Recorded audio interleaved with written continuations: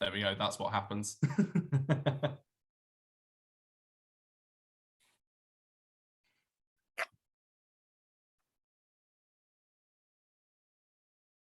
And of course, it's all automatically recorded as well, which is brilliant.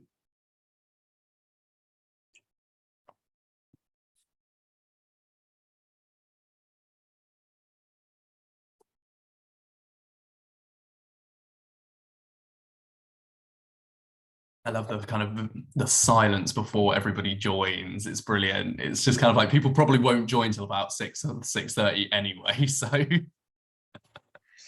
it's like, trust me, this will be edited. We can talk. It's all good. We'll just have a nice quiet 5 just, minutes. Just sit in silence for like a good 5 minutes and just I've already had sort of like 2 Pepsis, so I know about halfway through I'm gonna be a little bit hyper when the caffeine hits. With the caffeine, yeah. It's gonna be brilliant. It's gonna get to my section and I'm gonna start speaking at 1,000,000 miles an hour. I'm shaking, but for the wrong reason. Like, I'm really cold, so I just put the heating on. It's horrible that, Ken. I delivered a talk yesterday and had exactly the same thing. I was shaking. I was like, no, everything is fine. The window's open. It's really cold. It's really bad when your disclaimer is that. It's just like, I promise you, I'm not being held hostage. I'm just cold. Yeah. It's like, there's no need to worry. You're fine.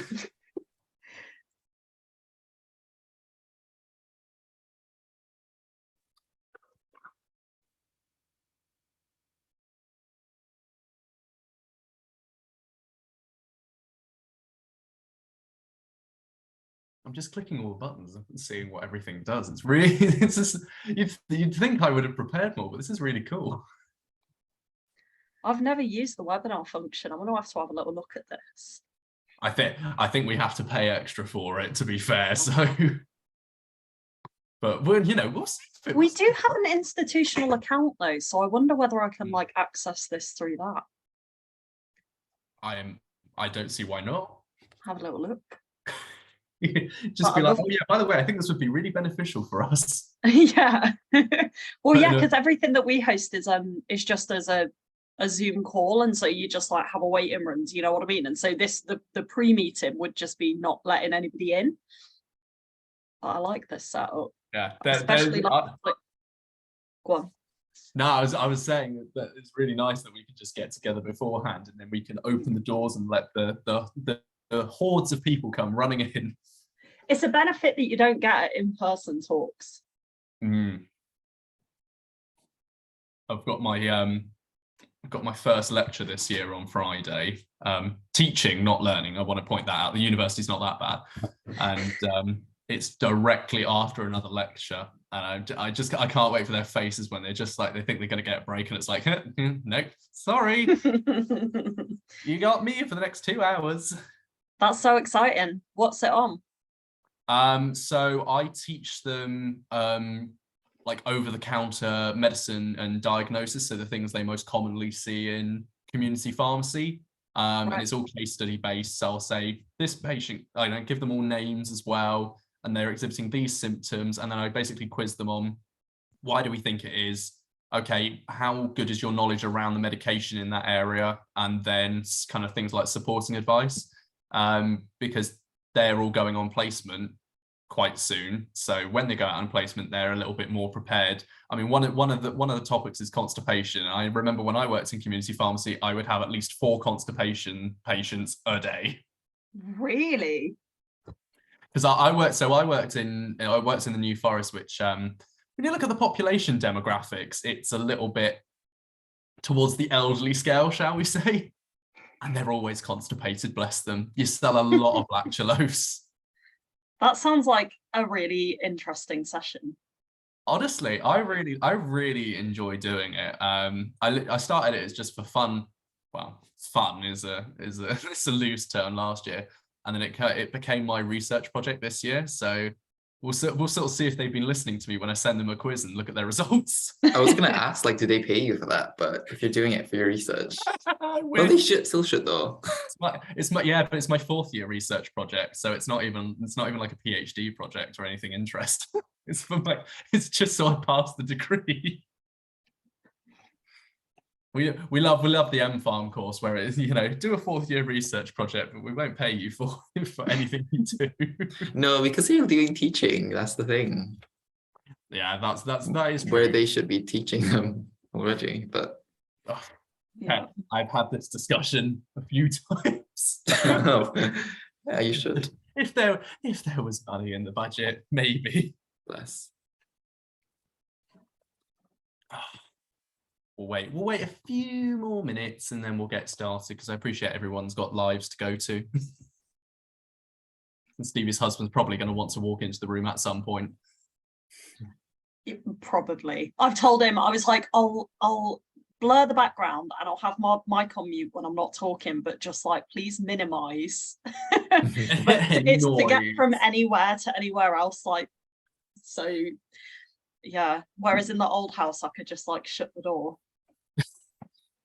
It doesn't ever work like that.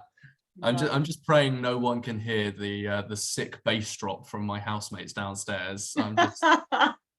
If you just suddenly see me vibrating, I promise you it's just someone's brought a speaker. So, you know, and if you hear any music from, I don't know, Hocus Pocus, I think was the film of choice, I can only apologize.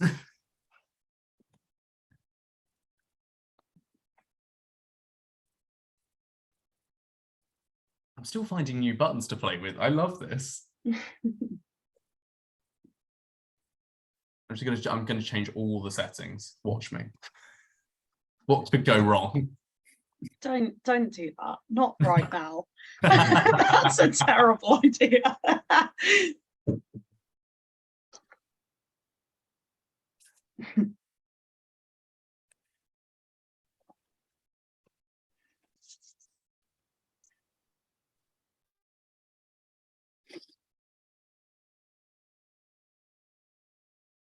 Okay, well, I think we should get going and then we'll sort of see what happens. And obviously, disclaimer, this will all be recorded and posted on YouTube at a later date. I don't know when.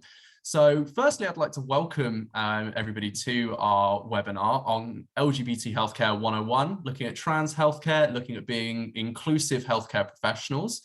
I'm very happy to say I'm joined by some amazing people tonight on the panel. So Stevie, do you want to go ahead and introduce yourself? Absolutely. Thank you very much, Hyatt. So my name is Stevie Watson Andrews. My pronouns are she and her, and I'm Pride in Practice Coordinator at LGBT Foundation. So Pride in Practice has been running for over 11 years now. And the kind of main aim of the programme is to develop relationships between primary care professionals and LGBTQ plus communities. So largely that takes the form of training, accreditation, and kind of the ongoing support of services who have had our training. We're funded in Greater Manchester, Lambeth and Lewisham, and Mid and South Essex. And I lead our team's work with community pharmacy. So a lot of the things that I'll be talking about tonight relate specifically to community pharmacy. Thank you very much for having me. Brilliant. Thanks so much, Stevie. And Ken, do you want to introduce yourself? Hi, everyone. So thanks, Kieran, for having me. My name is Zken or Zken or Ken, just for short. I go by he, him pronouns, and I'm the honorary secretary for the LGBT plus network with the PDA.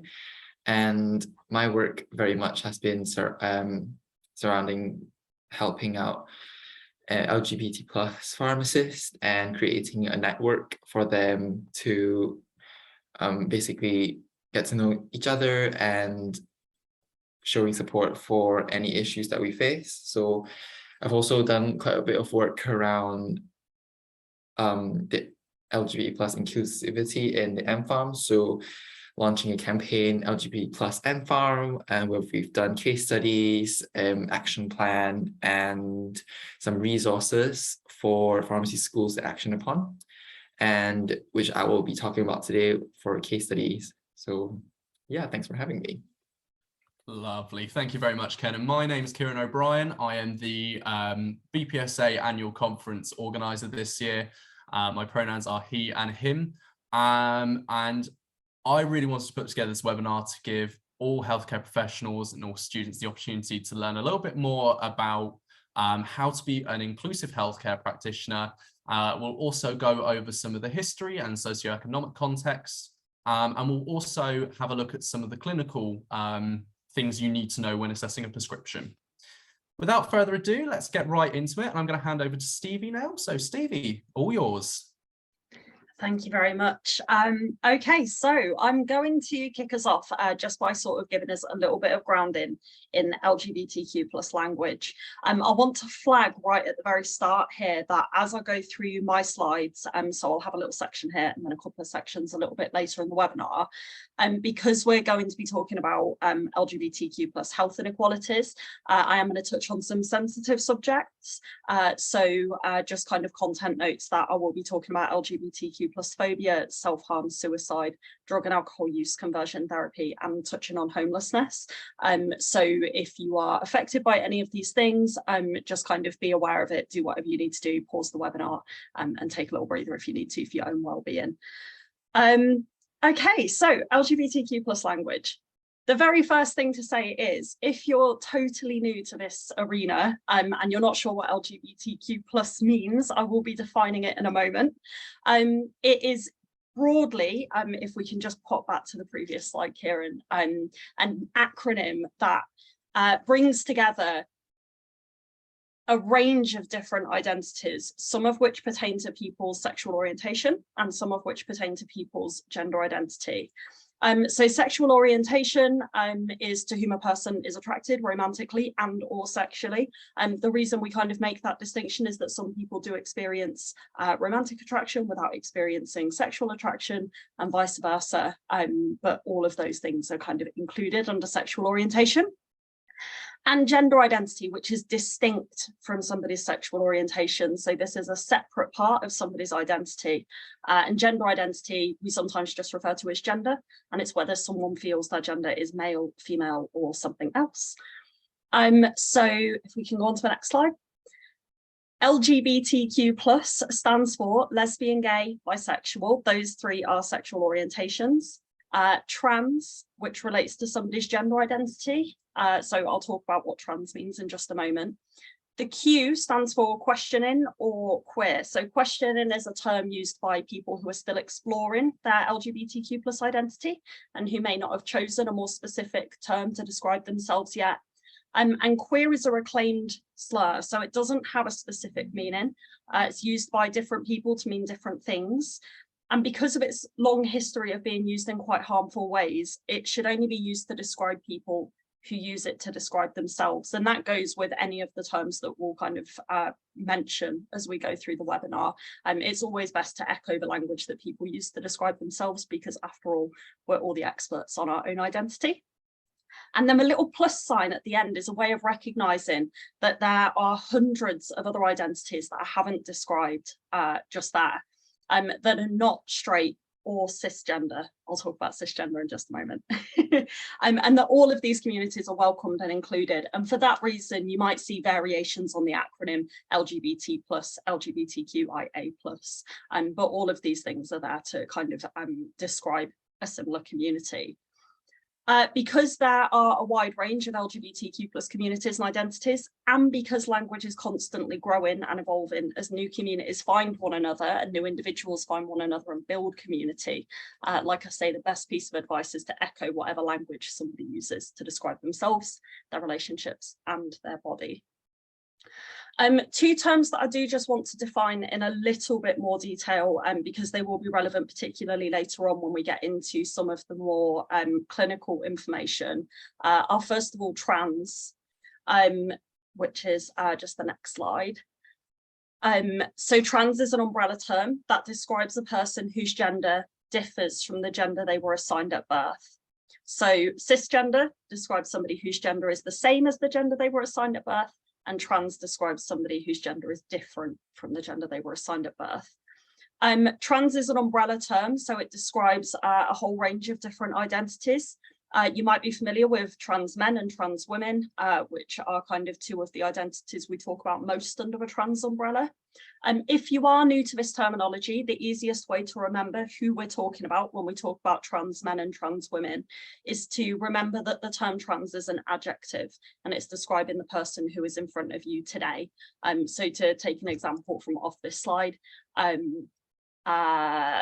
Elliot Page, for example, is a trans man. Okay. And then the other term that I want to just spend a second on is non-binary. So non-binary is a term that is being used more and more frequently by more and more people as we're seeing more high profile figures come out. And so people are finding this language to describe their own experiences. It describes somebody who is neither a man or a woman, or who describes themselves as both, or who describes themselves in another way. So basically somebody whose gender does not fit into the binary conceptions of just male or just female. Non-binary people may use, as it's National Pronouns Day, may use the pronouns they and them to describe themselves. So it's a way of kind of recognizing in language that they don't fit into the binary of kind of what our usual gendered pronouns would infer if we're describing somebody as she, her, or he, him. So that was a whistle-stop tour of some of the lingo that's going to be useful as we go through the rest of the webinar.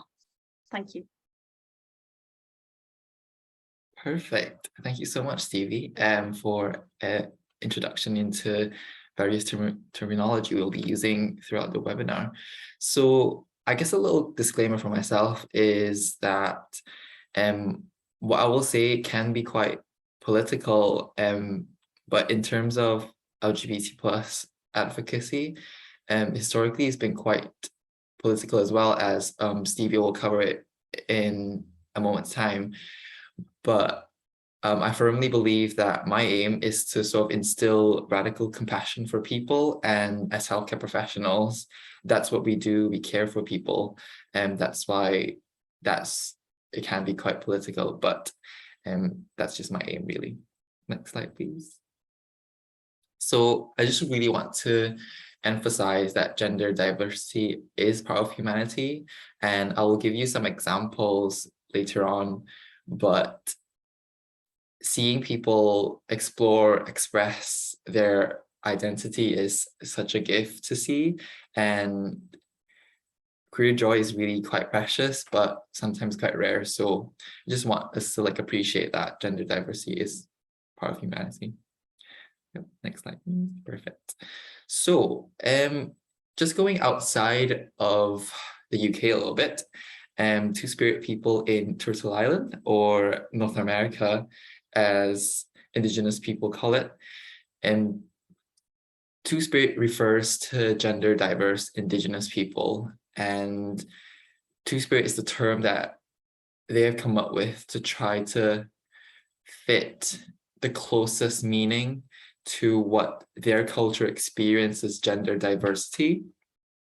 And because it is also cross-cultural, we need to start thinking about intersectionality as well, not just when providing care to gender diverse people, because different terms can link in differently with different cultures. So Fa'afafine in Samoan culture are people who are of a third gender and are assigned male at birth. So they usually have relationships with cis and heterosexual men.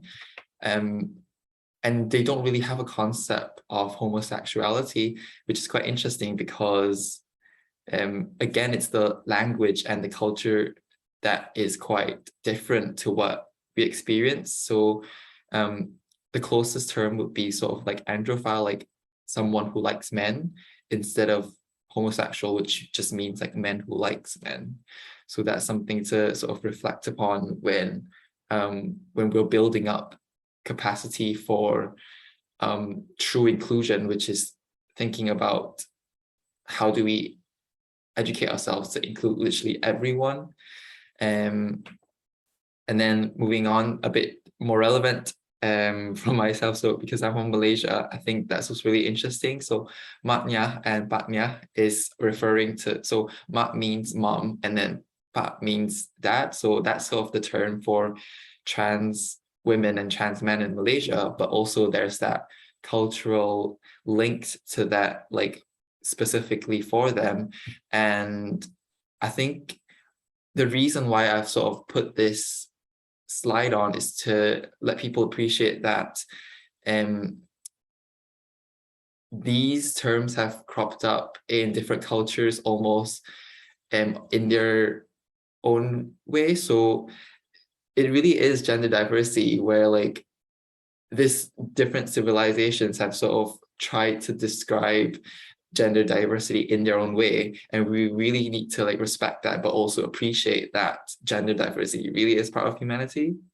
And finally, I have practiced this, but Narishvara in Hinduism is a god who is a deity, who Shiva and Parvati as like literally one. So that is quite interesting to think about gender diversity as well. And unfortunately, a lot of these cultures have been decimated by colonialism, and it's really important for us to like recognize that that has impacted the way these cultures continue to evolve and move into the 21st century. So for example, in the 1870s, the British colonized Malaysia and introduced the sodomy law, which means that non-heterosexual sexual intercourse is outlawed, and that law is still here today. And that is just one of the examples of how colonialism has a continued impact on LGBTQ plus people across the world. Next slide, please. And moving into sort of right now, more and more people, especially Gen Z, are identifying as LGBTQ plus. And if you see this figure, I don't want you to feel alarmed, because if you do, I kind of want you to reflect on why that is. Because I don't think that LGBTQ plus people, like, we're just there. If you don't feel like that is something that agrees with you, I like encourage you to reflect like further on why you feel that way. And unfortunately, like trans and gender diverse people still face discrimination, and a lot of the research and care is sort of still mainly focused on global north and countries and in English, so it can be a bit inaccessible for people outside of that. So that is sort of the wider worldview we're currently in. But there's also a really positive move forward towards self-identification, which is really, really important if you look at my last point. So René Descartes famously said, "I think, therefore I am," but it's not quite true for a lot of people, and especially a lot of queer people. So, for example, like a lot of the times that, for example, gay people, unfortunately, sometimes we are still at the point of just acceptance and tolerance, and that is just based on assumptions, and that doesn't have like a fully fledged understanding of what being gay means, other than liking men. And so, people can assume like, oh, if you're gay, like if you're a gay man, like you must be feminine. If you're like, girly things, for example, like feminine things, which is fine, by the way, like you can like feminine things, it's not a crime. But it's the fact that people have put that identity onto you that's the problem. Let us self-identify and let us show you sort of who we are. Another example is, I've known I was gay for like 8 years now, and I've had a lot of that, like, you need to be like a certain way, or you need to talk a certain way, and it's really difficult to sort of find my identity.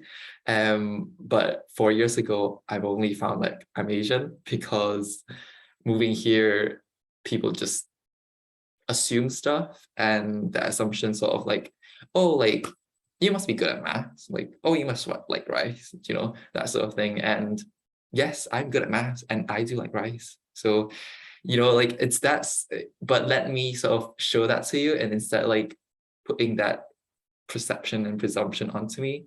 And that's sort of my point of self-definition. Sometimes in gender diverse care, people will expect oh, you want to, you were assigned female at birth, now you want to transition into a trans man. So you need to start wearing, jeans and cut your hair short, and in order to like fit in. But we need to start letting people feel like what they, say what they want, like how much of what gender affirming care they want to receive, like how much of a transition do they want, like that's sort of up to them.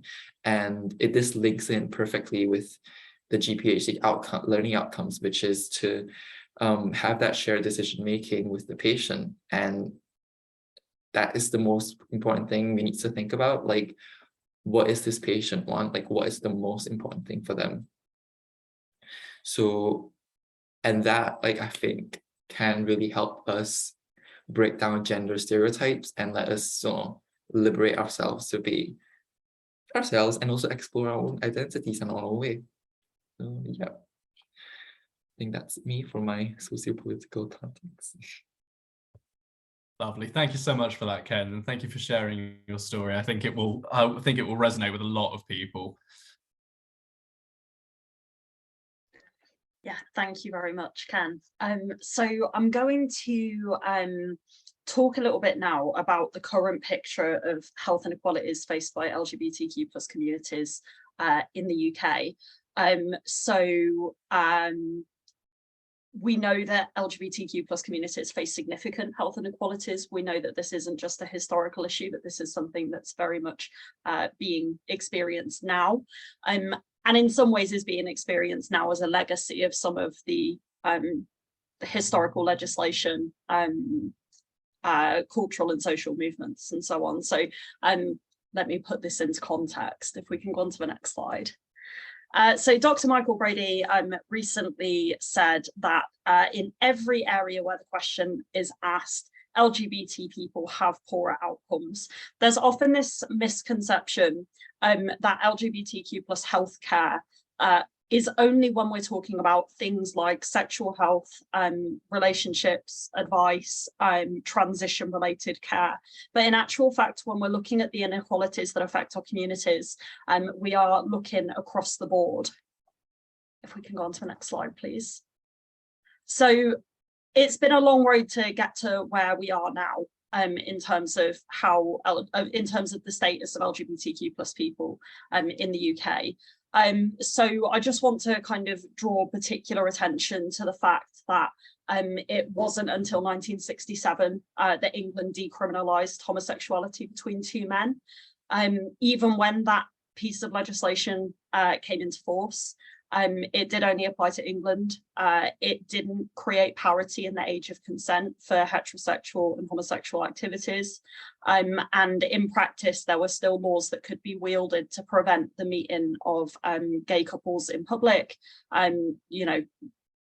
meeting one another full stop. As we fast forward through, aversion therapy until 1980 was offered on the NHS as a cure for homosexuality. Aversion therapy is a specific type of conversion therapy that seeks to change somebody's sexual orientation or gender identity through the use of negative physical stimuli. That is not offered anymore on the NHS, but unfortunately 1980 is still very much within living memory for some people. And it wasn't until 2018 that the World Health Organization no longer listed trans identities as a mental illness. And obviously that change in how we think about not only trans identities, but also then trans healthcare has significant effects for the amount of stigma that trans people face and for the type of care that they are entitled to.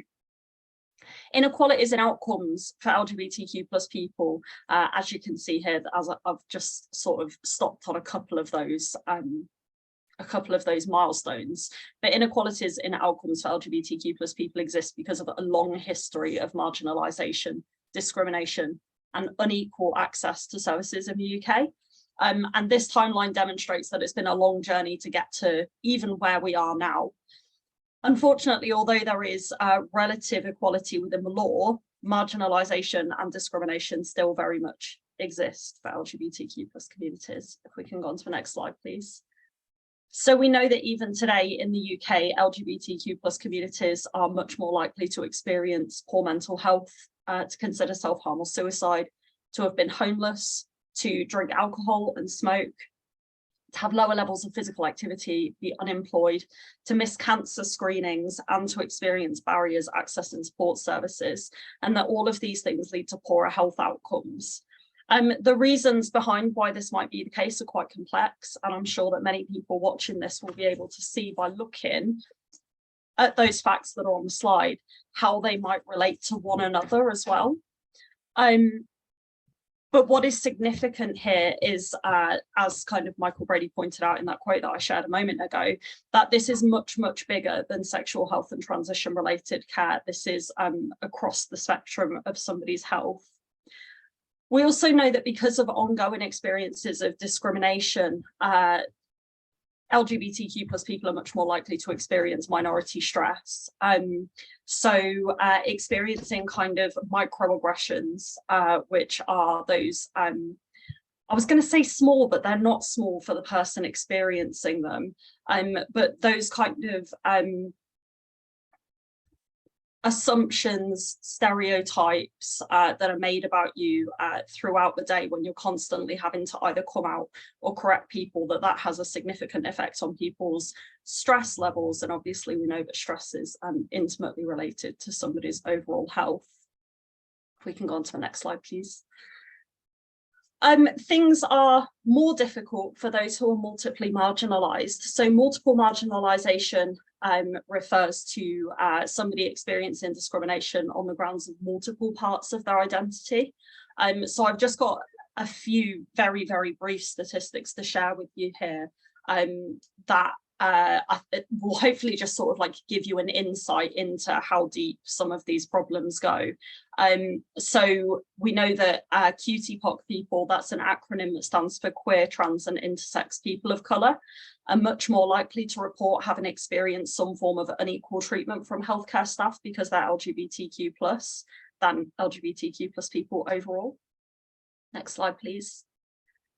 That people living alone are much more, let me rephrase that, that lesbian, gay and bisexual people over the age of 50 are much more likely to be living alone than heterosexual people over the age of 50. I do just want to sort of make people aware here that when I say lesbian, gay and bisexual people, that doesn't necessarily just mean cisgender lesbian, gay and bisexual people. Obviously, as I mentioned earlier, sexual orientation and gender identity are discrete parts of a person's identity. So this may include trans respondents as well. And obviously that living alone has an impact on people's sense of kind of social isolation, also on just having somebody there to encourage you to go and get care when you're feeling unwell, when you're presenting symptoms. Next slide, please. And that in the 12 months preceding the survey that these figures are taken from, these figures are from a report that LGBT Foundation put out a couple of years ago now called Hidden Figures, which looks at LGBTQ plus health and well-being across a person's lifetime. And in that report, we found that in the 12 months preceding the survey, disabled LGBTQ plus people were much more likely to report that they felt life was not worth living than non-disabled LGBTQ plus people. And I feel like everybody will kind of agree here that 31% is extremely high and 59% is completely unacceptable.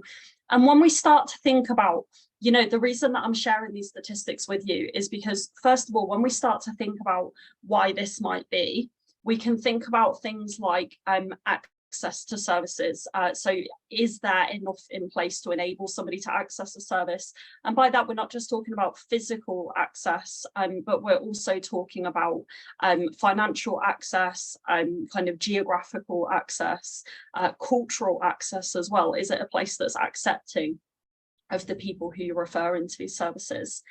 And also that when the Equality Act came into force in 2010, it made it the business of anybody providing a public service to ensure that those services are free of discrimination. So it's important to kind of bear this in mind when we're thinking about how we can best support the people who come to us for help. Next slide, please.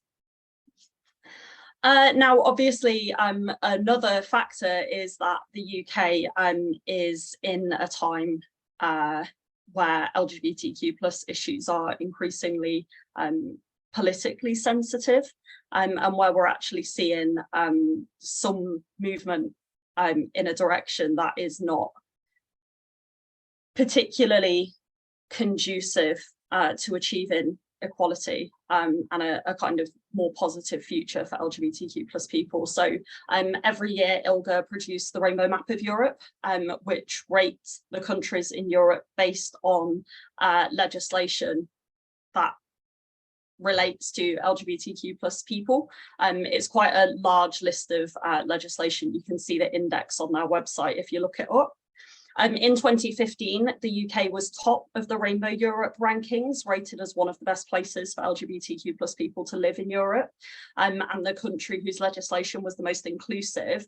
But year on year since 2015, we have dropped down the ranking. And as of 2022, we're now 14th in Europe. We've dropped 4 places in just the last year.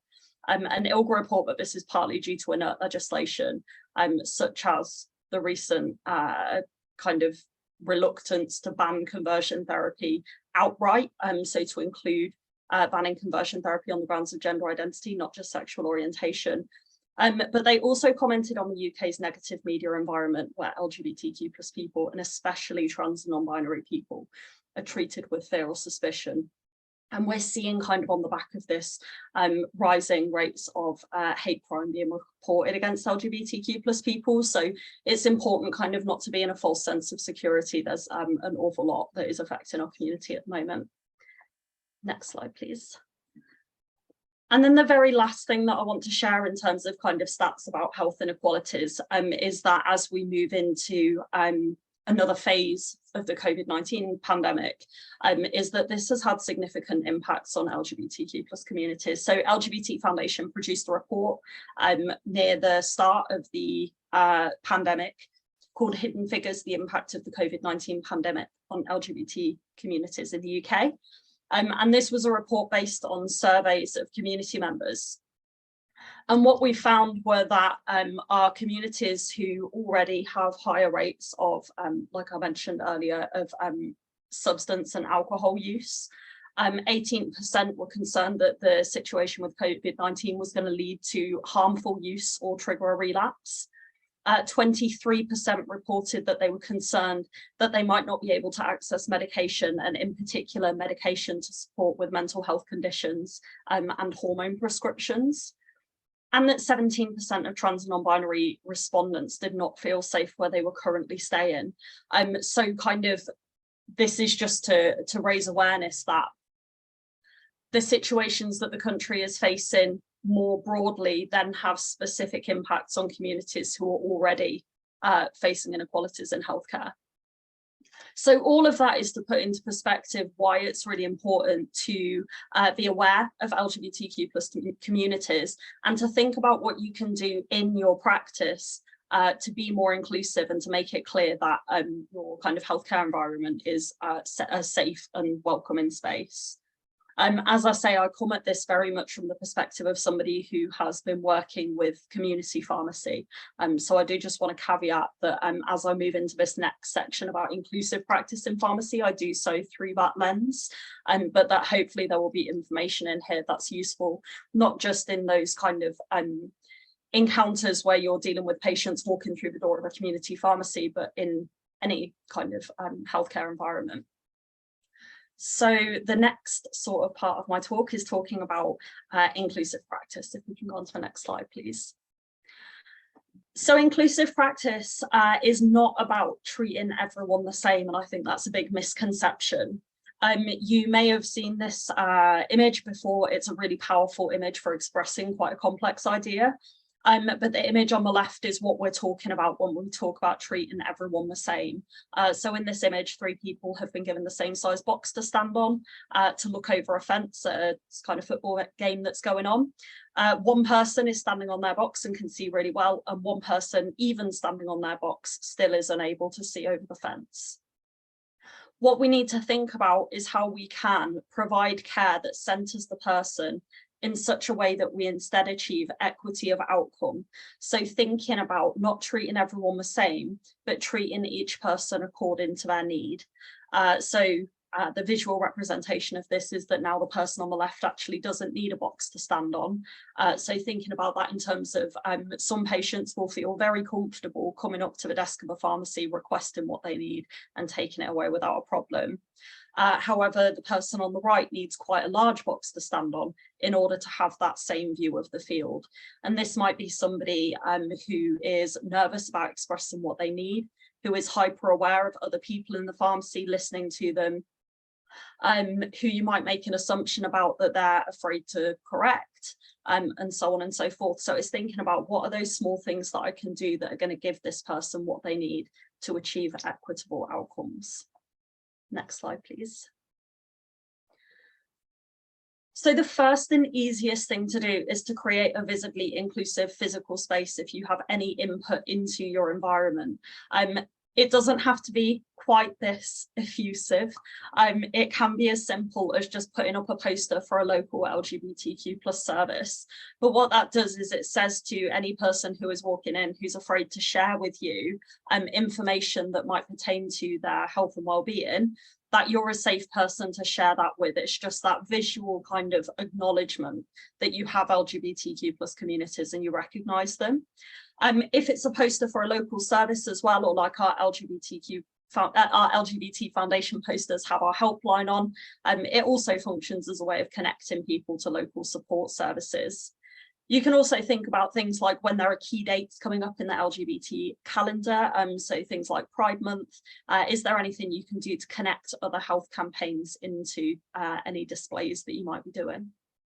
Next slide, please. And as I go through some of these tips for top practice, I want to share with you some quotes from members of the LGBTQ+ community. These were shared with us through our patient experience survey last year, and they kind of just ground what it is I'm saying here in people's lived experience. So a lesbian cis woman aged 29 from Sheffield said that her pharmacy could improve services offered to its LGBT patients by using gender neutral terms. So menstrual products are still labelled as feminine hygiene or women's health. And this person went on to say that they're often positioned next to, for example, baby products. So thinking about when you're labelling things for patients to navigate, is there a way to do that in a way that doesn't make assumptions about the gender of who might need those products? Next slide, please. And then a queer cis man aged 34 from Greater Manchester said that his pharmacy could improve services to LGBT patients by displaying literature, so around contraception, safer sex, PrEP, so pre-exposure prophylaxis, etc., tailored to LGBT patients. So not just general health advice, but thinking about what is it that my LGBTQ+ patients need to access, so that it's kind of speaking specifically to them. Next slide, please. The next thing to think about, and this goes not just for patients, but also, well, for any interactions that you have really, whether it's with patients, other professionals, people in your personal life, but is using open and inclusive language, that is language that doesn't make assumptions. The trouble with making assumptions about people is that it puts the onus on them to correct you or to come out actively. And the problem with doing that is if somebody doesn't know what reception they're going to get, it can be quite a frightening thing to do. Whereas if you're using open and inclusive language, you're providing the space for somebody to share with you information that's important. So for example, asking, is this the name that you would like me to use if you've been handed a prescription? Asking people what are your pronouns, or presenting yourself with your pronouns so that you're opening the space, if that's something that's important to the patient, for them to share theirs as well. And then using things like they, them to refer to somebody whose gender you don't know, referring to partners, children, parents, patients, customers, instead of using more gendered language. Now, I should say sometimes there's a little bit of, I think, a bit of a misperception that what I'm seeking to do with this sort of advice is to replace gendered terms, and that's not the case at all. What this is about not making assumptions in that immediate interaction with a person. Once they share with you that they have a boyfriend, girlfriend, wife, son, daughter, whatever it might be, that their children call them mum, you can, like I said at the start of the presentation today, echo that language as well. But it's all about in that immediate interaction, not making the assumption. Next slide, please. A lesbian cis woman, age 63 from Leeds. I said my partner was coming to collect me after my vaccination. They assumed my partner was male and I had to correct them that my partner was a she. They always assume I am heterosexual. So this is you know, exactly what I was just talking about. By using those male pronouns to describe that person's partner, you're forcing them to have to then make that decision about, is it safe to correct them here? Next slide, please. And then a bi-trans man, age 25 from Hull. It's clearly on my file that I'm trans, yet every time I have a phone appointment, they call me miss or think I'm not who I say I am because my voice is high-pitched. It's not possible to tell somebody's gender based on how they look or how they sound. So in this particular example, again, this would be a great time to say, what name do you go by? How would you like me to refer to you? What are your pronouns? Something like that to establish that so that you're not misgendering somebody. And this is an example of one of those microaggressions that can become not only quite frustrating, but also quite harmful over a period of time. Next slide, please. There's also a lot of fear, I think, when we talk about using open and inclusive language about getting it wrong. So I just want to cover what to do if you do get it wrong, which does happen from time to time for everybody, just because kind of gendered language is so in our culture is so entrenched in it. So it can take time to get used to putting into practice some of the things I've talked about here. So if you do make a mistake, you make an assumption about somebody's pronouns or their partner, their sexual orientation, whatever it is, the first thing to do is to apologise very briefly, which shows your patient or anybody that you're talking to that you understand that incorrect assumptions can be hurtful or frustrating. Next, this has got transition, sorry, thank you. Say thank you. So by saying thank you, you indicate that you want to learn about them and you welcome them sharing information with you. Next bit. Then move on. So don't linger on it. It can be quite tempting to kind of launch into an over apology that can last 5 minutes where you talk about how terrible you feel and how terrible they must feel and it's awful. But what that does is just create a very uncomfortable environment for everybody. So move on quite quickly, and that shows your patient or whoever's in front of you that you want to make them comfortable. And then finally, get it right next time. Whatever you can do to help yourself get it right next time, practicing, saying it to yourself. If you have the ability to, where appropriate and with consent, make a note on a patient file or something like that, then do that. And what that does, remembering and getting it right next time, it shows that you respect your patients, but it also shows that you're a safe person to share information with, that it will be remembered, and that you do, respect the person who's in front of you. So what this might look like, apologising briefly, saying thank you, moving on, and then getting it right next time is, I'm sorry about that. Thank you for letting me know. That's it. That's all it has to be. So don't be afraid about making a mistake. There are, if you do, and it does happen, and it's an honest mistake, this is all you need to say. The issue comes when you make the same mistake over and over again. So that's kind of the main thing that you want to avoid. If you make the same mistake over and over again, it can be extremely worrying for the person who you're making the mistake about. And it can get to the point where kind of people are thinking, is this purposeful? So try not to do that. Okay, next bit, please. And then finally, signposting. So making sure that you're aware of what services are available around you for LGBTQ+ patients. If you have somebody, again, I'm coming at this from a community pharmacy angle, but somebody come in and make a comment about they're looking to access, I don't know, sexual health testing, or they've experienced a hate crime and want to report it, or they're feeling socially isolated and want to know about social groups, anything like that, it's really kind of good for you to know where you can signpost them to. So for example, LGBT Foundation, we're based in Greater Manchester. We offer an array of services for LGBTQ+ people, some of which are listed on this slide here.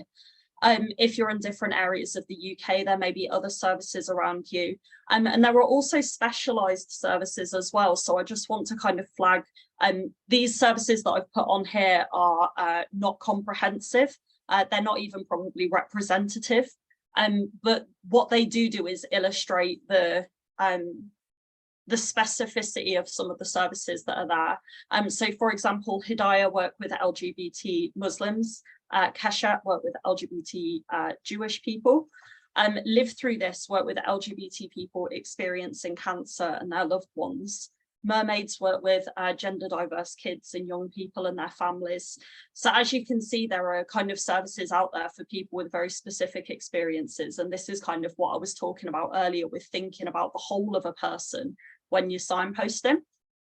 LGBT Consortium in the bottom right there, they have a members directory on their website that's really handy. So if you're not in Greater Manchester and can't direct to LGBT Foundation, pop on the LGBT Consortium website and go to their members directory, and you can search by region and also by kind of areas of work and what services are offered, so you can see what's available in your local area, and then maybe get in touch with them and see if they've got some posters or leaflets or something that they can send you. This is also a really good one to bear in mind, because obviously you have a finite amount of space in your brain and you might not be able to hold all of these services in your mind at one time. So if you can't hold loads of services, just remember that that members directory is there, and that's a place that you can go to if you have somebody who you want to support. Next slide, please.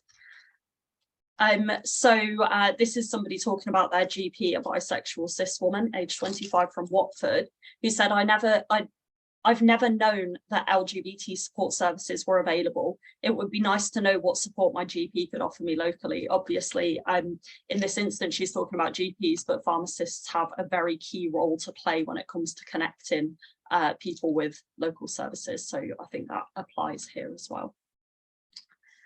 And then finally, and I would be remiss if I didn't plug this, we have Pride in Pharmacy, which you can find online.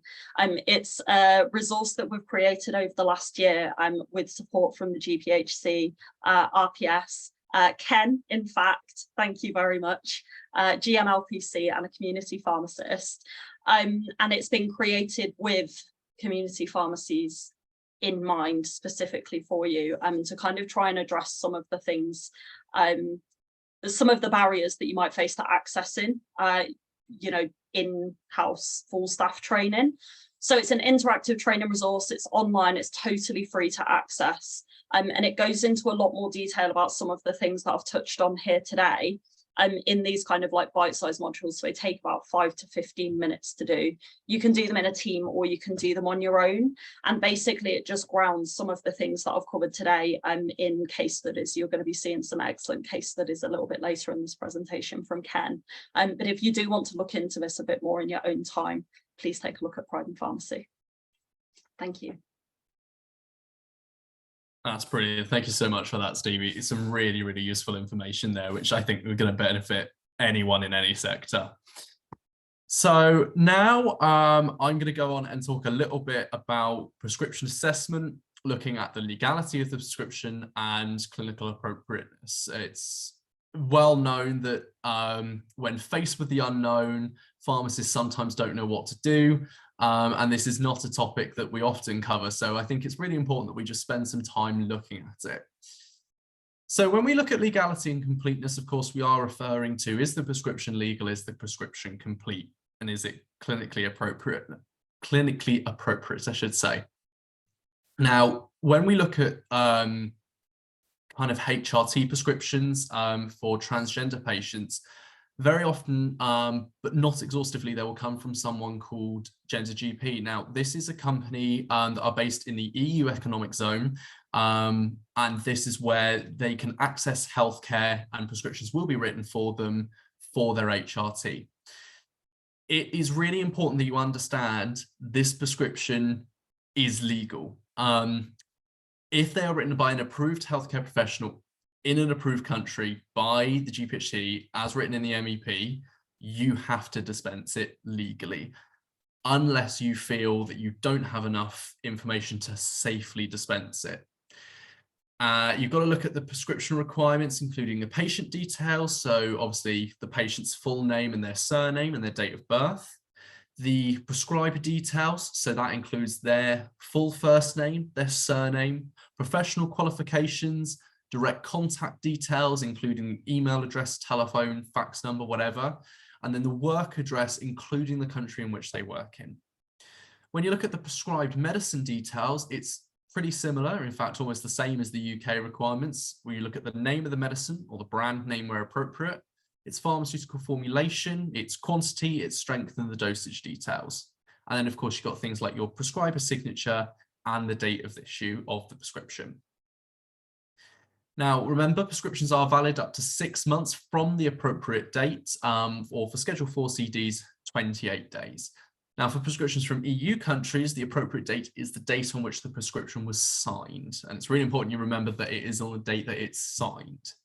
Now, in order to check the registration status, EEA competent authorities or General Medical Council, you can also search regulated professions and competent authorities on the European Commission website. And again, if you just want to check their details, their status, that's a really good place. And, you know, due diligence, you should do that. Now, if you've taken all of the reasonable steps, you've checked the prescription thoroughly, you've checked the prescriber's details, and you're still not able to find either the registration status or all of the details, then it may be possible to make a supply in the interest of patient care. That is, if you, as a pharmacist, believe the patient would suffer without it. And it would really be beneficial to you to keep a copy of the prescription details, any interventions and steps taken. Hopefully, touch wood, this wouldn't happen, but if you were to prescribe it and this was taken further, you should always make sure you use your professional judgment. You know, if you fulfill the prescription requirements and you're satisfied after speaking to the patient that you have carried out due diligence, then that is fine. And a due diligence defense does exist for European economic zone prescriptions, but that would be taken to court and decided on a case-by-case basis whether you've exercised due diligence. So do everything in your power, basically, and you should have no problems. So we're going to have a look at kind of prescribing for transgender women. This is looking at prescribing HRT. Now, it's important to understand when we talk about a trans woman, Stevie mentioned it earlier, it's an adjective. Sometimes they may refer to themselves as an MTF. This is someone who refers to himself as a male who has transitioned to female. And the first line treatment for this is an estrogen in combination with an anti-androgen. This is the standard first choice as a gender affirmation hormone treatment. The estrogen estradiol is preferred as it most closely resembles the kind of the hormone produced in an assigned female at birth patient's ovaries. It is prescribed in a similar way to HRT for kind of postmenopausal patients, but with slightly higher doses, and we'll come on to them a little bit later. Other things to note in terms of formulation considerations is that patches or implants are preferred for trans women over 40 years of age. But you can get implants of 50 and 100 milligrams as well. Other things that you can look at are anti-androgens. What these do is suppress the production of androgens, and what this does is it reduces the kind of masculine characteristics. Now, often they're given in combination with estrogen. They reduce the estrogen dose required to achieve the kind of the feminization for the patient. And the most commonly used anti-androgens are cyproterone and spironolactone. Now, cyproterone is a synthetic progesterone with a potent anti-androgenic effect, but you've got to be careful with that. There have been rare cases of hepatotoxicity in treatment for other things, and it's one of the things that comes under the monitoring, which we'll come on to in a little bit. Spironolactone is commonly used as a potassium-sparing diuretic, but given in higher doses, it directly inhibits testosterone production and can block androgen receptors. You need to make sure you monitor your blood pressure, potassium concentrations, and talk with the patient about the adverse effects, including polyuria, polydipsia, postural hypertension, especially at higher doses, and also the potential for hyperkalemia. This is particularly common in patients with impaired kidney function, or if they're taking other medication that's potassium retaining. Progesterone is also used by some clinicians in addition to estrogens and anti-androgens. Anecdotal reports, it's really important that we distinguish anecdotal and research. So anecdotal reports suggest that progesterone may improve breast development, but there's no well-designed studies of its use as of yet. And generally, adverse effects of progesterone include depression, weight gain due to an increase in lipids. So again, really making sure that when you talk to your patient, if you are prescribing this or if you are giving it out, they are aware of all the potential adverse effects and the effect that it may have. Now, I spoke a little bit about formulation considerations. Patches or implants are preferred in trans women over 40. They can be used in younger patients, but it's primarily used in over 40s to minimize the risk of VTE. Implants, the duration of drug delivery with implants average 6 to 12 months. And again, you monitor that, I believe, I believe every 3 months until the end of the first year, at which point you would switch to 6 to 12 monthly. Tachyphylaxis. This is something that I only recently came across when I was putting this together. This is known as a progressive decrease in response to a given dose after repetitive administration. So basically, the longer you give it for, the lower the response from the patient may be. So it's definitely something to consider if this patient has been on this long term. Maybe review, is it working as intended? Do we need to make some dosage adjustments or some formulation adjustments? Again, really putting the patient at the heart of every decision that you make. Other things include ethinyl estradiol and conjugated equine estrogens. These are generally avoided. This is because an increased risk of VTE, and also it's very difficult to monitor. So again, something to be aware of. We would generally avoid these. When we look at the dosage considerations, 2 to 4 milligrams once daily can be increased up to 8 milligram daily, and that's estrogen estradiol. So this is our first line treatment for HRT and transgender women. And again, patches 100 microgram per 24 hours, and then you titrate that up. So again, this would be you start at 100 and then over time, you gradually increase that dose to make sure that they can tolerate it. Implants generally, 100 mg is inserted for most trans women. You can use a supplementary 50 milligram implant if the patient has a high BMI. Ciproterone, 25 to 50 milligram daily, can be less. And then again, you would titrate up according to their response. Usually the lower the dose of something, the fewer the side effects. But again, this is something you would need to review with your patients. And then spironolactone, 100 milligram daily in 1 or 2 doses, increased up to 400 milligram daily. So moving on to kind of prescribing HRT for transgender men, similarly to patients who refer to themselves as MTF, some trans men refer to themselves as FTM, female to male. First line treatment would be testosterone. It's used for the kind of the masculinizing physical effects. Testosterone enteric was until recently commonly used, but it's currently unavailable. Things to note about the use of testosterone, so menstruation typically, but not always ceases within the first 3 to 6 months of treatment. So it's really important that you might have some patients on it expecting menstruation to end and it doesn't. You can reassure them that it's not the case for everyone.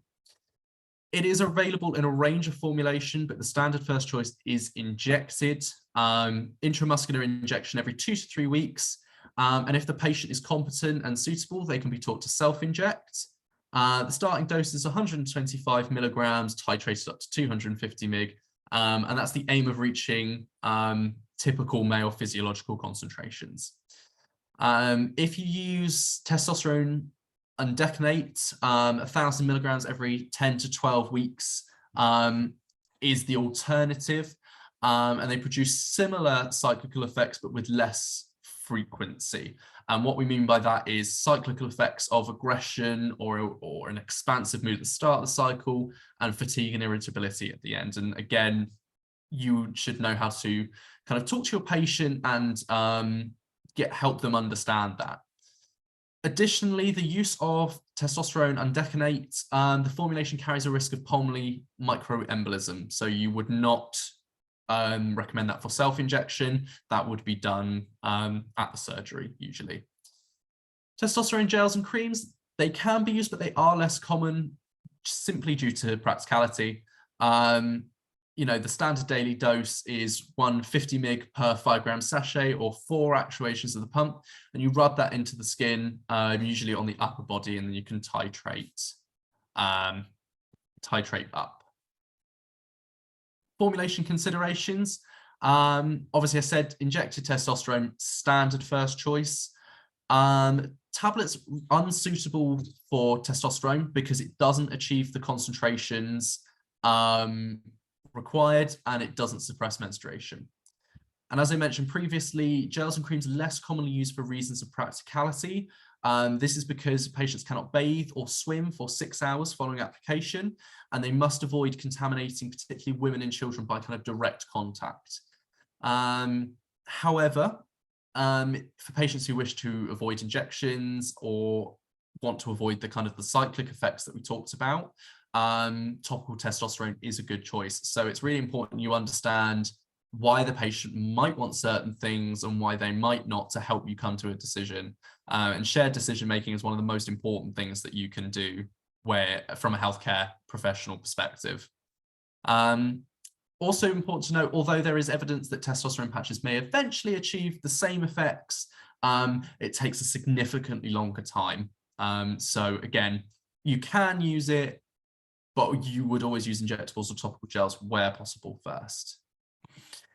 Now, I spoke a little bit about monitoring. Hormone concentrations are monitored at 3 monthly intervals after treatment begins, and this really assists with kind of titrating the dose to achieve the desired concentrations for the preferred gender.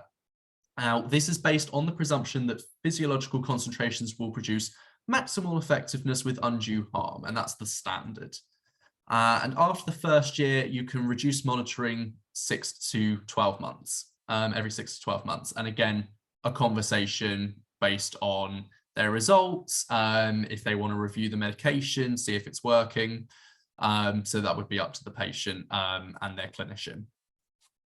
So looking at trans women, you would be looking the target range being equivalent to mid-cycle estradiol concentrations, and that's approximately 400 to 700 picomoles per liter. And testosterone is also monitored in trans women to ensure suppression to the kind of equivalent female concentrations. And it has, some clinicians do monitor prolactin concentrations, as there is a theoretical risk of prolactinoma in estrogen treatment. That's not a requirement, but it may be something that you wish to do. And in trans men, the target range for testosterone is 8 to 30 millimoles per liter. And you should take full blood counts to monitor for the risk of polycythemia. And always, this is really, really important in trans men, if you're looking at hemoglobin reference ranges, use the male, not the female reference range. And that's, I think, something that's really, really important to note. Regardless of the gender, you should always monitor blood pressure, weight, renal and liver function. And in any patients with significant risk factors, lipids and blood glucose, you may want to monitor as well. Also, we did mention earlier about cancer screening. If you have an organ, screen it. It's basically as simple as that. Trans men should still continue to undergo cervical and breast screening as long as they still retain these tissues. Obviously, you can have surgical intervention, and that would be a conversation to have with the surgeon on whether they would need to continue screening. And trans women, prostate cancer screening, testicular cancer. Again, it would depend on if that person has had surgery. It's not appropriate for everybody.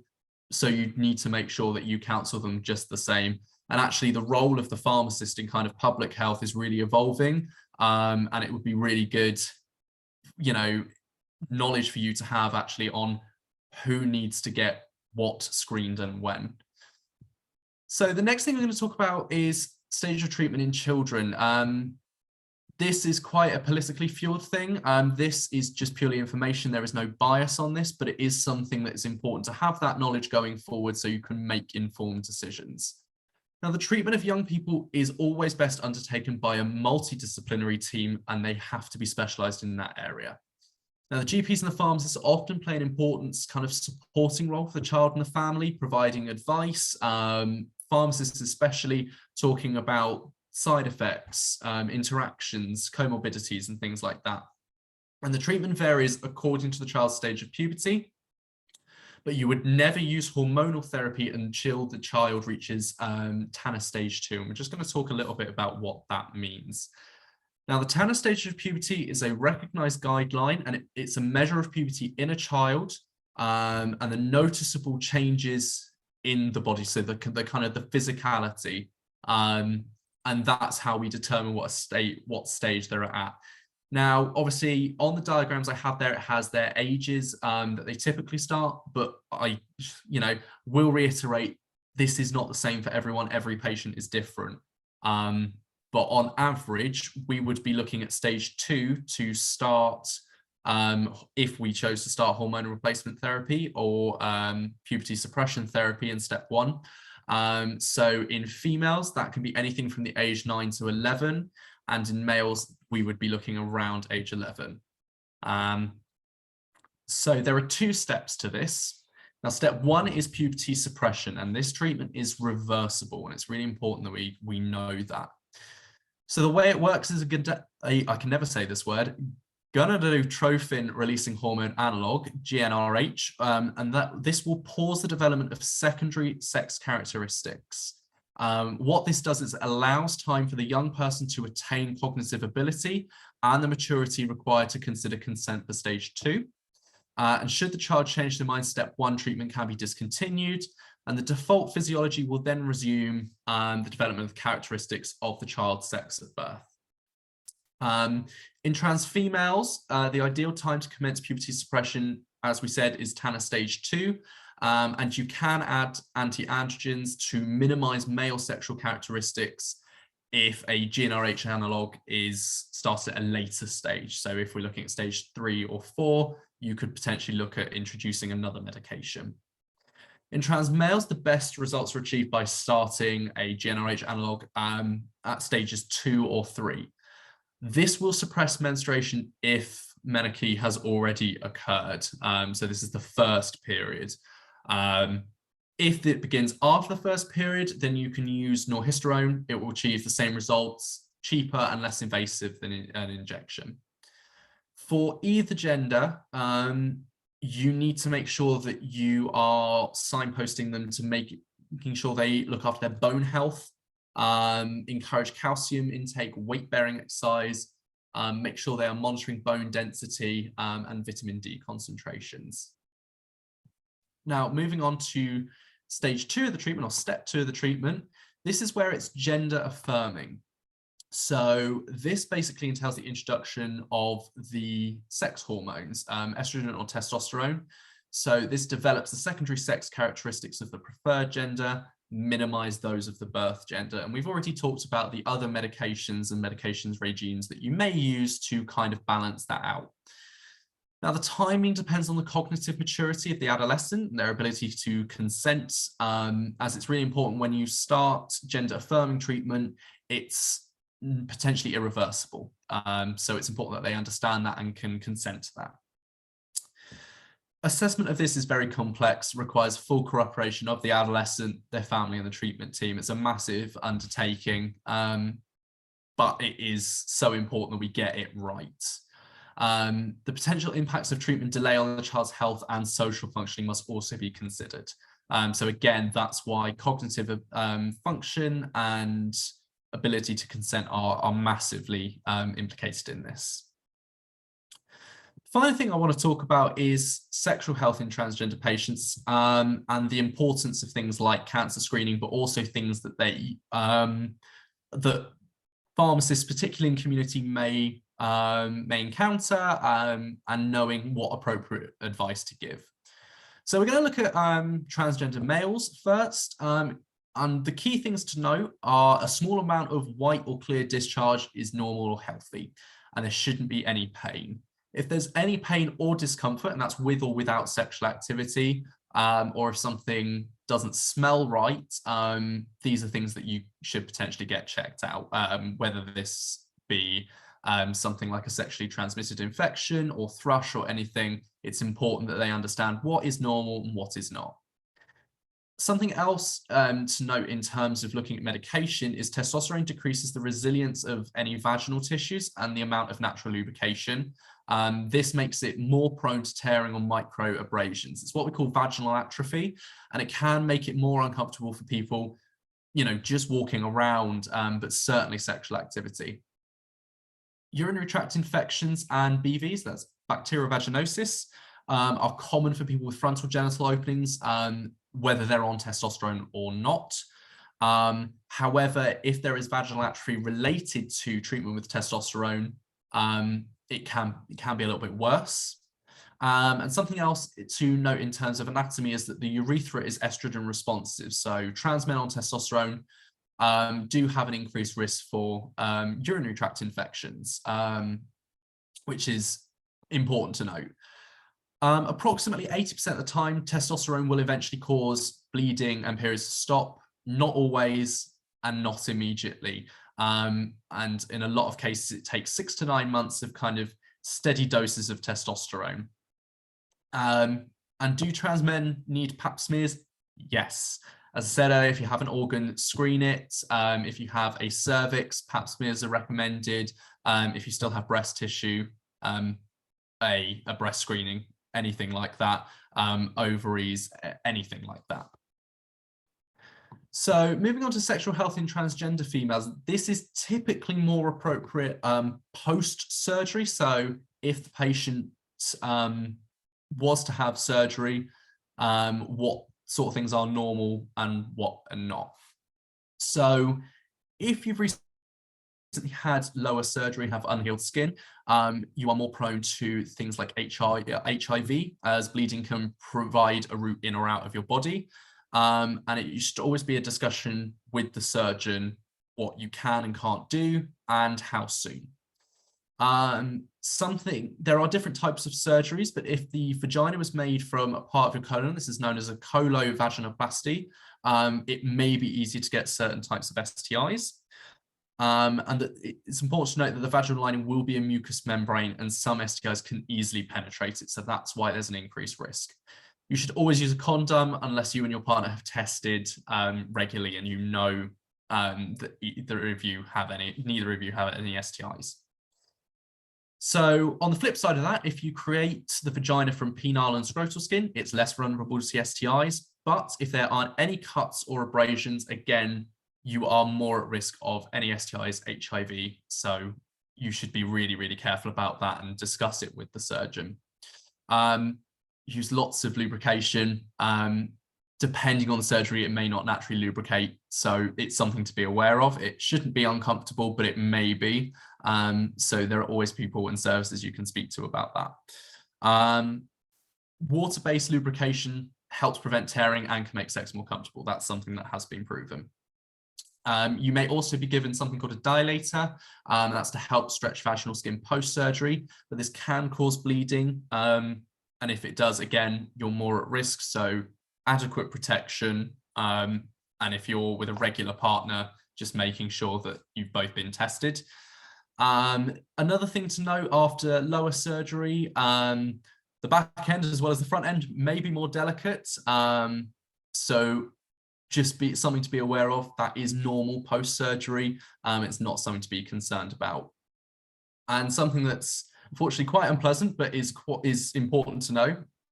If you have any genital warts, they can continue to grow inside the vagina. So you should always get them treated before you have any kind of surgery. And a little bit about contraception as well. An orchidectomy or vasectomy, always use contraception for insertive sex with a partner who's not and is at risk of pregnancy. Estradiol therapy and hormonal therapy they don't provide adequate contraceptive protection. So you should always use either physical contraceptive or chemical, whatever works. Just make sure you're aware that that doesn't work. But that kind of covers everything. And now we're going to move on to kind of a more discussion-based activity with Ken. Thanks, Kieran. It's really handy to have that knowledge before we jump into case study. So thank you for that. And I'll have about 10 seconds for people to read and possibly pause the video to have a read and think about what would you do in this situation, and what questions would you ask, how would you ask it, thinking about how Stevie previously mentioned, like making your pharmacy a safe place and making sure that the patient is feeling comfortable speaking to you. So we'll just give it a moment. Yep, next slide. Okay, another one. So as always, start off with confidentiality. I think it's really important that you pose that, do you want to speak in a place that's more private, so like a consultation room in the pharmacy, anywhere that's more confidential. And then next point, please. Open-ended questions. So you could possibly use like, who is it for? So possibly it could be that they are requesting for their partner who might be at risk of getting pregnant, but that just ensures that you're speaking to the patient and not just a representative. If it is a representative, just make sure that, ideally speak to the patient themselves.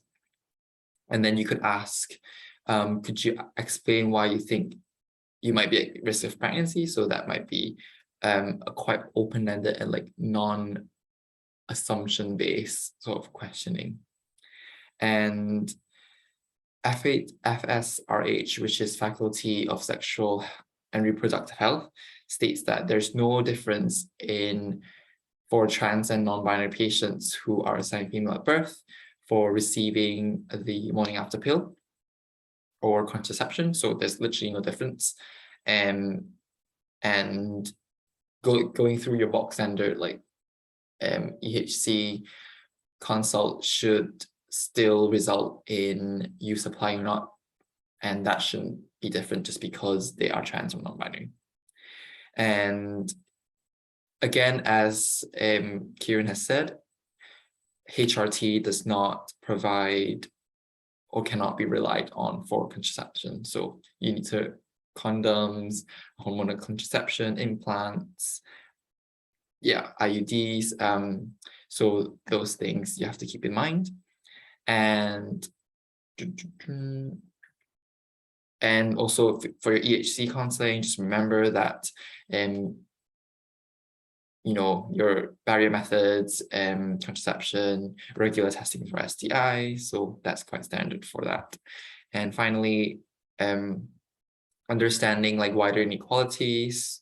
So there have been instances where patients were declined of contraception due to being trans, and I think that is really bad in terms of helping them access that healthcare. And as healthcare professionals, we need to work towards reducing that inequality. And Black and trans patients are higher risk of meeting this discrimination, as shown by Stevie. There's also higher risk for sexual violence. So just keeping that in mind, that safeguarding and signposting if needed to appropriate resources like Gallup, for example, which is a good charity for that. And so that's case 1. If you could move on to case 2. Perfect. So I just give another wee while for people to read through this. So again, thinking about, for this one, like health inequalities, holistic patient management, and practicing because in future we'll focus the patient as a whole, and that will help you come to shared decision making, because you're looking at the patient as a whole, not just sections of who they are, but as a whole. So perfect. Let's go to the answers next slide. And so first of all, hypertension management. I've deliberately not put what their ethnicity is. So box standard nice hypertension guidelines, because they're under 55, probably would prefer ramipril, but we don't know their ethnicity. So just having awareness of that would be good. They could be of Black, African, Caribbean ethnicity, and amlodipine would be a suitable choice. And thinking about non-pharmacological support for mental health. So next point would be that. Yeah, perfect. And again, as Stevie said, minority stress can be something that impacts on LGBT plus people's mental health, and supporting them and referring them onward to LGBT plus groups are really important, and using those resources provided by Stevie. Next point, please. And cervical screening. So lesbian and women who have sorry, let me rephrase. So les and bi women have less uptake of a cervical screening. So again, try to have this conversation with the patient will be amazing.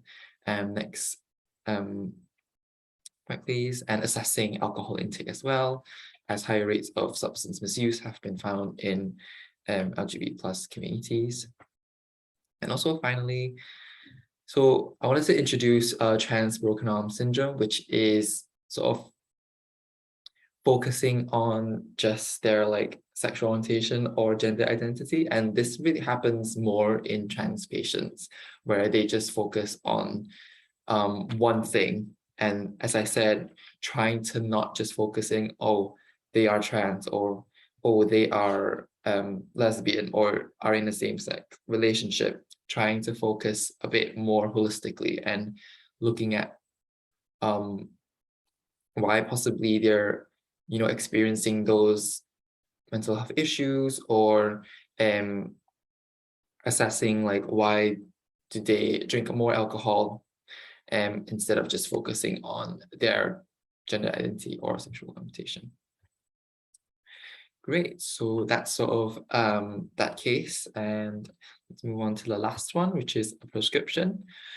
So just have a read and think about your legal requirements, and then think about your clinical requirements, and then finally maybe think about administration as well.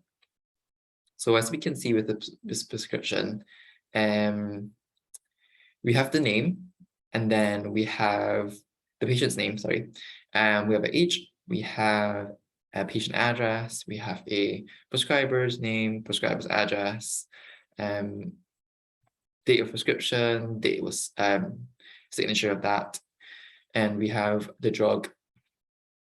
So I think if we could go to the next slide. Yeah, so Sustanon is actually licensed, is a licensed medication for patients who were assigned female at birth and wanting to transition into a trans man. So a lot of the medications given for gender affirming care is actually unlicensed. So that is just something to keep in mind of when you are dispensing it, because the manufacturer basically can't have the same guarantees as a licensed product or for licensed use. And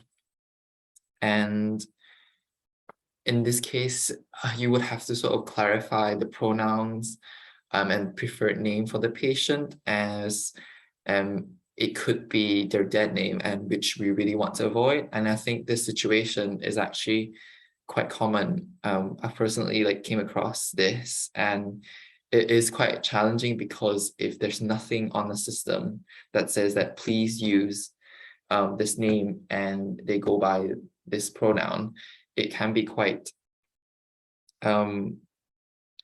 upsetting for patients to hear that. And so although like a lot of how the system's set up is, it can make it quite difficult to change that, but we can really sort of do our best to be innovative and add it on to the system in any way you can see. So like pharmacy, you can put in your PMR where like flashy messages. For GP practices, you can put it on like known as, and then maybe put their name and then in brackets like their pronouns. So that sort of thing you can sort of think about in your own practice that can really help. So legal issues, we've got that sort of sorted out, but also I wanted to note that the date is on the prescription is the 28th of November, whereas on the date it was 28th of December. So remembering that testosterone injection is a schedule 4 part 2 drug, which would be 28 days expiry. So just keep in mind of that and letting the patient know as well, because that affects how they order it.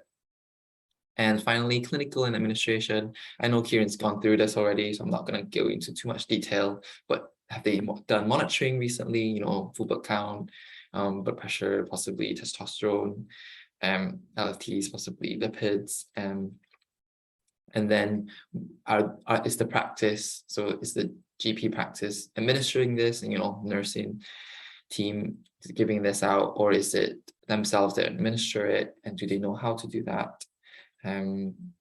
Oh, and also like there's missing quantity, so probably should know that, and what dose. So that's quite important in terms of your like clinical evaluation of this prescription. And I think that is me. So. It is, and we have no questions in the Q&A, which clearly means we have done an amazing job in explaining everything tonight. So I think to finish off, I think it would be quite nice if I posed a question to the panel. So to finish off, I would like to ask you if you had one takeaway from the session, or you wanted people to have one takeaway from this session, what would it be? And I'll give you time to think about it. I'll start. I think if anyone has to take anything away from this session, it doesn't matter what you think you know, there is always something else you can learn about. I thought that I was pretty up and on it, but having the pleasure of Stevie and Ken's company tonight has shown me that actually there's a much broader range of things that I can learn about and I can go away and do, and I will, and I'm very, very grateful for that.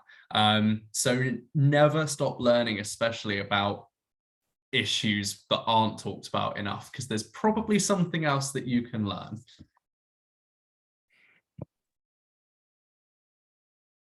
I love how you both unmuted there and then remuted.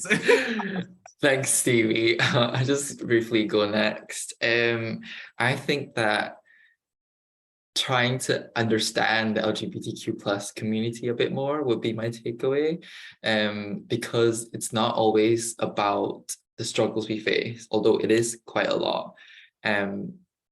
But I think there's a lot of joy in seeing us explore and find our own identities. I think that's a really beautiful thing.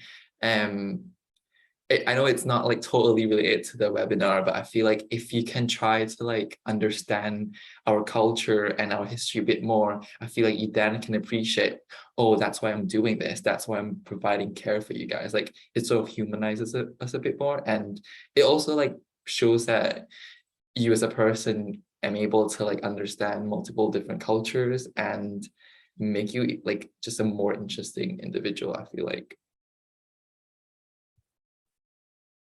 Those are both great. I don't know how I'm going to follow them.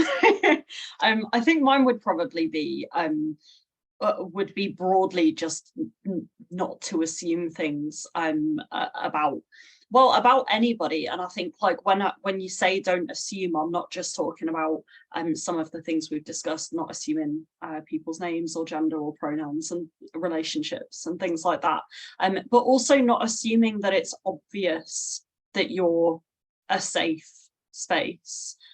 It's really important to be explicit in our support of LGBTQ plus communities, to be explicit more broadly in our kind of allyship.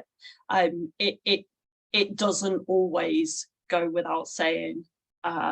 So yeah, don't assume that people know that you're a safe place to be. Be vocal, be visible, be explicit. Show your support for the LGBTQ plus communities in any way that you can. It all comes down to not assuming. Be vocal, be visible. I absolutely love that. I love it. That's going in something. I don't know quite what yet, but I'm putting it in something. But yeah, if there are no questions from anybody, it only remains for me to say thank you to Ken and Stevie for joining me tonight and being absolutely amazing on this panel. And I do hope that any of you who are watching, whether that be live or recorded, have enjoyed the session and found it enjoyable. And I do hope that you have some brilliant takeaways from this session. So yeah, Stevie, Ken, anything else you want to add before we wrap up? I think I just want to plug it like PDA for a bit. Go for it. So I would say like you can join the PDA's LGBT plus network, and we have a BAME network, a BLT network, and a women's network as well. So feel free to join them. And they are just sort of the PDA trying to advance equality for pharmacists and pharmacy students and training pharmacists. Yeah, and then feel free to, ask if you have any questions, like post them to the BPSA, I think, and then hopefully we'll be able to answer them. May I also plug Pride in Practice while we're plugging? Absolutely, it's the shameless plug hour. I love it.